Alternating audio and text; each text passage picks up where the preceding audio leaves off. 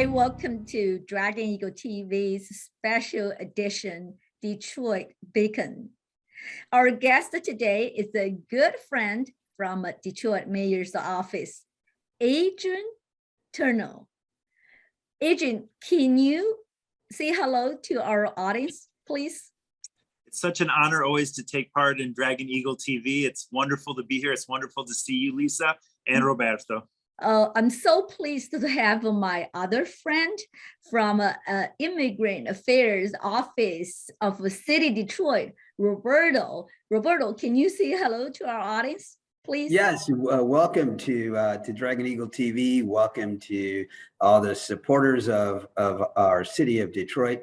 We're a welcoming city, and I'm very pleased to be able to say that we're with one of our good friends who's for years has been working to make Detroit very welcoming. And Adrian, good to have you. Good to have you on this issue of Detroit Beacon. I'm so pleased to have my really two close friends to be on the show to talk about issues we do care. So Adrian, I have a question for you. You have been a friend to our immigrant community and represented the office of the mayor in the past. Please tell us, what is your role in the city of Detroit and how it intersects with Detroit's diverse communities? Well, I play two roles. I am the founding director of customer service, and that first role is really about creating a customer service curriculum and a culture that not only just our residents and our business owners want to be a part of, but our employees to be a workplace of choice for the city of Detroit. I feel that when you work with government, you should feel like you're at a world-class restaurant or a resort. You're treated with care, you're treated with respect, you're appreciated, and when you leave, you're satisfied. It's not always perfect, but it's definitely taking care of everybody from all walks of life, from our immigrant community to our residents that have been there a long time, to our visitors. And then I also play another role, which I'm our 24-hour economy ambassador. What they call it in other countries is the nightmare. And that's the economy from 7 p.m. to 7 a.m. And it's really around access, equity, and safety and health from those hours.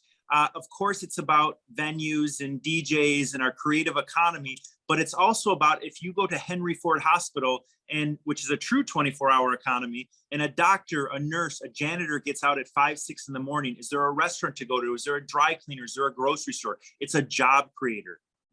Let's expound on that, Adrian, when you talk about job creation. So as part of the creation of what you call the nightmare hours, if you will, there's arts and entertainment that in many cities, it really defines how progressive a community can be. Tell us, in your experience, you've worked with diverse communities in this space of arts and entertainment. Is that critical to a city, or how do you see your work in that space being important to a city's life? I feel that culture is everything in a city, and sometimes cities don't get it, and they displace the very culture that gives the city its allure, that its authenticness. The creative economy is a $3 trillion industry. We're known for Motown. We're known for techno. We're also known for some of the most famous and the most innovative entrepreneurs and artists in the world in history. I believe that if we champion those people and that economy, that it's something that people will follow from all over the world, that Detroit will be the most incredible place to live, work, and play. 10 years ago, making it in Detroit as an artist was moving to LA. And I always say to someone today, if you move to LA, you have to be 1 in a million to buy a house. You have to be 1 in a million to buy a house in New York.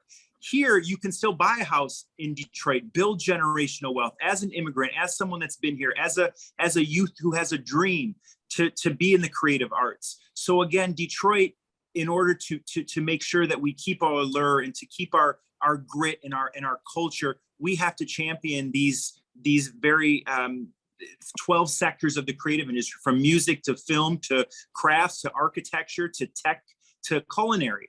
So it's a very big part of our future. And I think that the administration, the mayor is a big advocate of it. And Rochelle Riley, who's our director of arts, culture, and entrepreneurship, we're all looking out to make sure that we retain and attract the current residents and business owners and attract new people from all walks of life to come to the city of Detroit.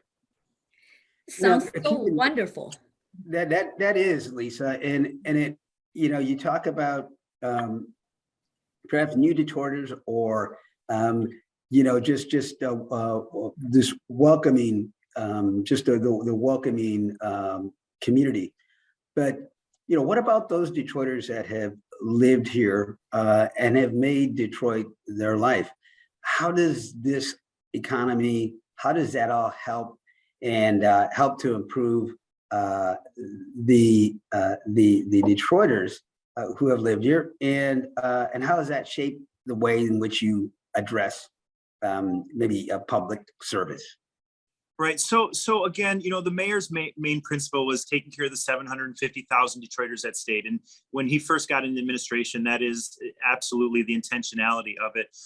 You can't, and I use this as an example. You can't build off of a structure if you don't have a strong foundation. And the foundation of our city is those who have been here and those that have stayed. So again, embracing what's already here and building on that. So I'll use an example of a big part of my role is we have a lot of great development coming to the city. I worked probably one of the first projects, this was years ago, that I worked on was a new high-rise that came in, very luxurious, some affordability, but mostly market price condos. There was a music venue across the street that has been there for 30 years. That's 100 jobs. That's DJs and wait staff and the ownership and all the countless meetings you had. And one person moved into their new $300,000 condo and says, I can't sleep at night, close that place down. In other cities, there's not someone there to be the liaison to say, we can't close that place down. So what we did is we got the business owner together of the venue. We got the developer together. We got the, Detroit Police Department that plays a great role because they're going to get the calls of you have to go and close this place down because their music's too loud. And we get everyone together and we say, how can you live by living by the sound ordinance? And the developer saying that if someone moves in here in your lease, there's a music venue across the street. And this way everybody's in a proactive and it's not reactive. And now we've created that across the city where people move into these neighborhoods and they're like, I moved here because of this action that's here. And then you're able to communicate. And that's about bringing people from like-minded, not so like-minded, but everybody to the table to talk about a common purpose of doing good work and living together and not displacing everybody. Because if you're coming in as a new Detroiter, you have to adapt to what's already here. You don't want to change things because it's pretty cool what's already here. So we gotta work off that. You make a great point. So I happen to live in the downtown, and you actually took what people perceived as a negative and turned it into a positive. So it's now a selling point to be able to say that you have a venue like that. It's a selling point to say that you have, a number of people that come downtown on a certain given day because you know what's going to be happening. And so, thank you for the work that you've done in changing that culture and creating opportunities for our city. Adrian has done great job as your current role. And actually, I want to talk about other exciting news. I know you are seeking elective office. So what do you feel you can do in a representative position that you can't do in your current role? Well, I feel when you're running for a federal position as a Congress member, your role is to bring money back to the district, federal money back to the district. And it's also to champion federal laws that protect the people and bring resources and tools in order for Detroiters, in order for the district, in order for Michiganders to be able to thrive. It's not always perfect, but I feel right now in Washington, you need somebody. And we go back to bringing all those, the business owner, the police department, the venue owner, everyone together at the table. Maybe not everyone is coming from the same place, but you look at Washington, very divided today. Someone to go in and to be able to have that skill to bring people together, to be diplomatic, and to have a long history of doing that. And I feel those are the things we can do on a national level to show that this region is very strong, and we're a leader in the country and the world for that matter. I think that to actually have the voice and the compliment that that any Detroiter going into elected office would hold going into the national platform is a win for the entire country, because we all know that Detroit has been one of those founding cities of this nation. And we still have industries that are very strong that in other communities is obsolete. So we still represent a good part of what they call the heartland of America. We still have a very strong industrial base. And so those conversations often get lost when you talk about the new economies, when you talk about evolving economies. That's a voice that's been missing, and I think that Adrian has that compliment, that experience to take to kind of like that national platform. And also, I want to give some of my personal experience being with Adrian for so many years. You know what strength is from him is that people. You know, he has connection with the people. It just, you know, he cares about community. He cares about people. I think that's very important. Adrian, we'd like to give you last words on this one. We thank you for the work that you've done with the city and that you continue to do with the city. We know that that's always going to be in the back of your mind, and will always be something that you will attend to. But any thoughts that you want to leave us with as we close this segment of Detroit Beacon? Well, I want to, as Lisa said, it is all about relationships. It's how you connect with people, how you treat people from all walks of life. I am a first generation American, and I watched my parents roll up their sleeves, work hard. And I think that everyone deserves that opportunity. And again, no matter who it is, treat people well, that good customer service. I know it's kind of cliche, but it's real how you treat one another. As far as we know, this is not a practice run. This is not a dress rehearsal. This is our lives, and it matters how we treat people. So again, it is about relationships. It's about building bridges, and it's about working together to make the world a better place.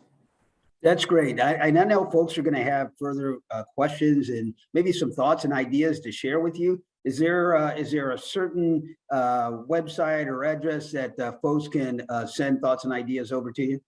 Absolutely. It's Tonon for Congress, www.tononforcongress.com. And then at Adrian Tonon is my Instagram. Wonderful. And also, I encourage people, if you want to support Adrian, and go check it out on the website.